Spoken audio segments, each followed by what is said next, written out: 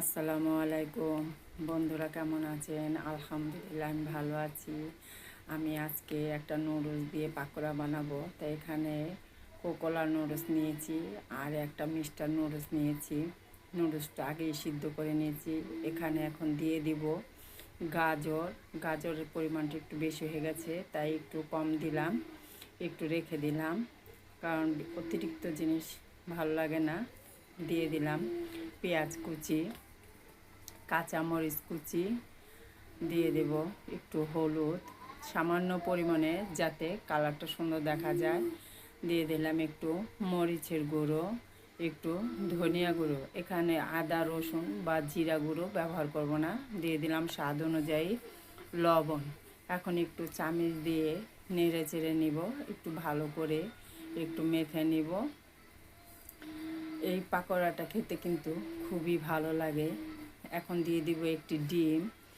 ডিমটা অপশনাল, আপনারা দিলে দিতে পারেন, নাও দিতে পারেন, কিন্তু ডিমটা দিলে খুব ভালো লাগে, টেস্টি হয়। দিয়ে দিলাম এখানে চালের গুঁড়ো। চালের গুঁড়োটা আপনারা হয়তো বা ময়দা বা বেসনও দিতে পারেন। দিয়ে দিলাম কর্নফ্লাওয়ার, আর দিয়ে দিয়েছি কর্নফ্লাওয়ার 2 চামচ। দিয়ে দিলাম ম্যাগি মশলাটা। এখন আমি এটা হাতে ভালো করে মেখে নেব। এটা এখন আর চামচ দিয়ে মাখানো যাবে না, এখন হাত দিয়ে ভালো করে মেখে নিতে হবে। দেখুন একটা আঠালো ভাব হয়েছে। এখন এরকম গোল গোল আকারে আমি ভেজে নিব, তাই এখন চুলায় চলে যাচ্ছি। আমি একটা ফ্রাই প্যান আগে বসিয়ে দিয়েছি আর তেলটাও দিয়ে দিচ্ছি। এখানে কিন্তু তেলের পরিমাণ খুব অল্প দিলেই হবে। তা আমি এক এক করে পাকোড়াটি দিয়ে দিব। দেখুন সব পাকোড়াটি সব দেইনি, অর্ধেকটা দিয়ে দিয়েছি।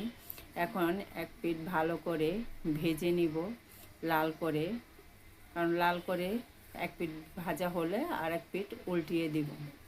দেখুন এক পিঠ ভাজা হয়ে গেছে, তাই আবার আর এক পিঠ উল্টিয়ে দিলাম। এটা কিন্তু এটার ভিতরে আপনারা অন্য রকম সবজিও দিতে পারেন, তা আমি শুধু গাজর দিয়েই বানালাম। এখন দেখুন ভাজা কিন্তু হয়ে গেছে, লাল হয়ে গেছে এই পিঠ আর ও পিঠ, দোনো পিঠেই। তো এখন আমি পাকোড়াটি উঠিয়ে নিব। এভাবে সব পাকোড়াটি ভেজে নিলাম। দেখুন বন্ধুরা কত সুন্দর হয়েছে। যদি ভালো লাগে একটা লাইক, শেয়ার, কমেন্ট করবেন, কমেন্ট করে জানাবেন। আমি একটি ভেঙে দেখাচ্ছি।